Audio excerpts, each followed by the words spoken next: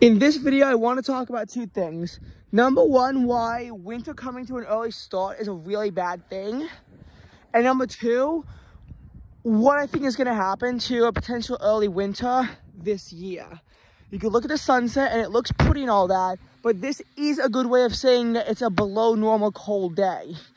Today's high was stuck in the 40s, which means that even during Ian, we were stuck in the low 50s. Now, October 3rd, for a while, at least where I live, had been the coldest high temperature of the entire fall, and it's lasted a surprising amount of time, but today, 6 weeks later, is going to end that. Lows this morning were pulling in at the mid-30s, and this cold wave is only going to get worse.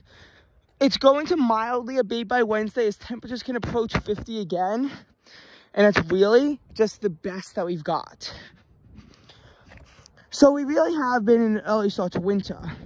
So I do want to forecast, I do want to talk about why an early start to winter is really bad. So the thing is that we've had early season storms in New York City before. The 2011 Halloween or Easter might have only dumped 2.9 inches of snow on the city and less in the suburbs, but New York still saw massive power outages even in the metro area, because in late October, any snow is majorly disruptive. First of all, there's a novelty factor of this being the first snow, but more importantly, the weight of the snow, the leaves are still on the trees at that point, the weight of the snow will weigh the trees down into power lines, causing massive cuts of power. When you have temperatures that hit the mid to low 30s at night, even if they rise to the low 50s during the day, that's still going to not be good. It's still going to be very cold in the house. Your house is going to lose temperature, and it's just going to be a very ugly experience. You do not want that to happen. The very next year, in the aftermath of Sandy, 43,000 customers did lose power from the November 2012 nor'easter. This is New York City's earliest 4-inch snowfall with 4.7 inches. What's important to understand, though, is that Sandy limited the damage that could be caused by this. If not for Sandy, number one, it's important to note that nearly 700,000 people on the East Coast were still without power due to Sandy.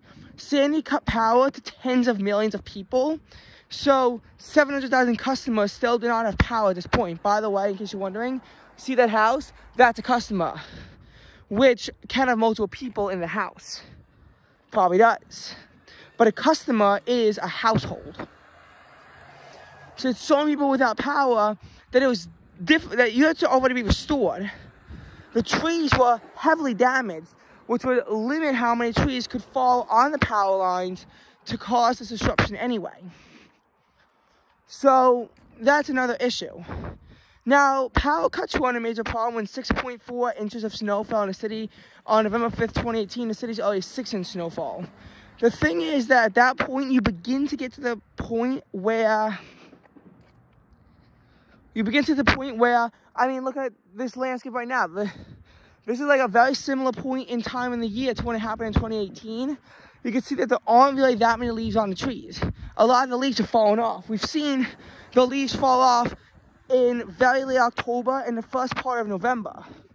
But now the leaves are mostly gone. And this, by the way, this threat isn't as big in springtime storms because the leaves don't really grow back until like late April, early May. Depends on how April's weather kind of unfolds.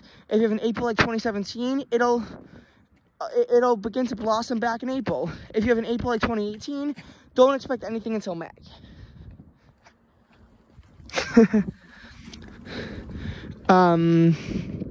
But as far as April,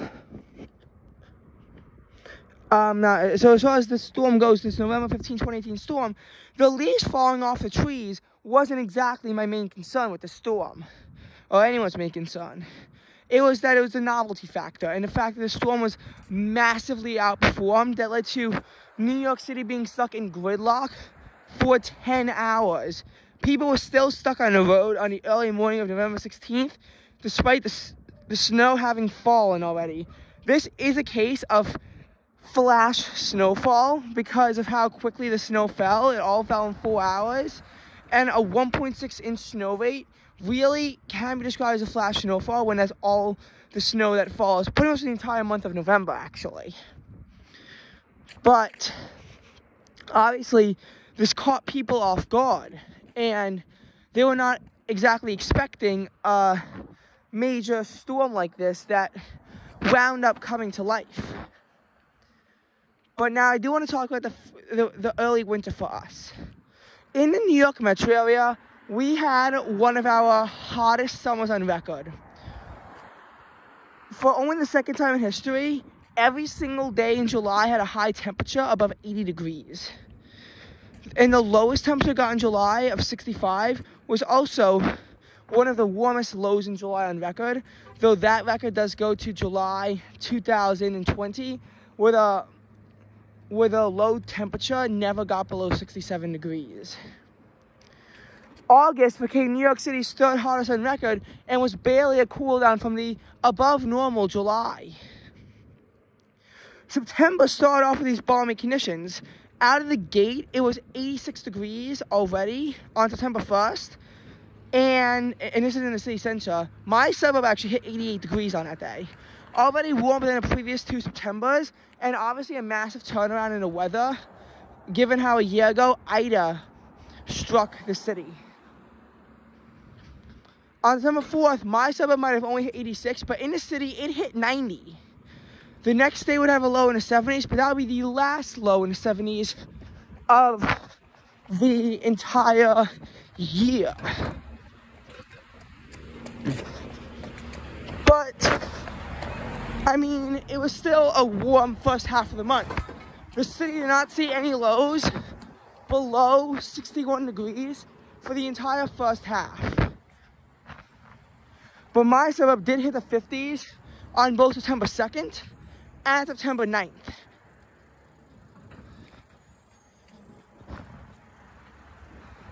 Thank you very much.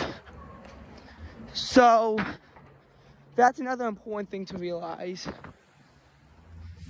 But then, September 23rd, everything seems to have broke down with this Arctic front moving through on the 22nd. And by the 24th, everywhere in the metro was dealing with the 40s. The coldest air mass since early May entrenched itself over the weekend. And while it abated during Rosh Hashanah, it re-strengthened immediately afterwards. And with Ian, high temperatures were pulled into the low 50s. When Ian subsided, temperatures did make a comeback well into the 70s. However, the weekend became much colder, and we did wind up seeing the grim tale of cold temperatures returning, like 2 weeks earlier, except even colder. Unfortunately, this would not be the end of it. On October 11th, the warm weather returned with this bright, sunshiny conditions, as the rest of the month from this point on would be a bit above average.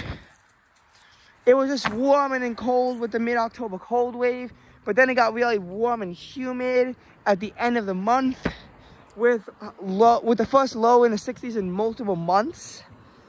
And as November began, right off the gate it was 67 degrees, but later on, I mean, 76 on November 5th, 75th on November 6th, that's a record, the second one. 77 on November 7th. And I mean, look at the lows too. I mean, lows in the, what is it, mid to upper 60s in November?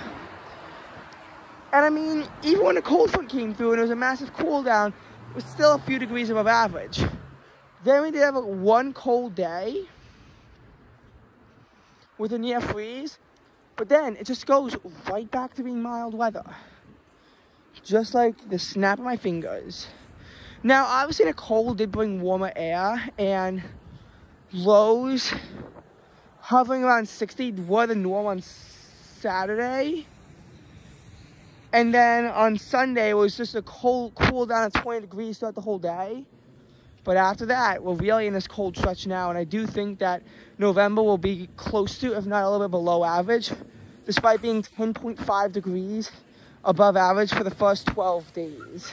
It would require the month after this point, it would have to be about, what is it? About 7 degrees below average after this point. But I do think that 2022 is capable of achieving that with this cold blast that's pretty much going unabated throughout the rest of the year. So, in case you wanted this kind of fake summer, unfortunately, it has come to an end, and it's just been so volatile, the weather really, to have seen such extreme changes. Definitely more common than in 2021. So spring of 2022 having like less interesting weather. Huh, okay.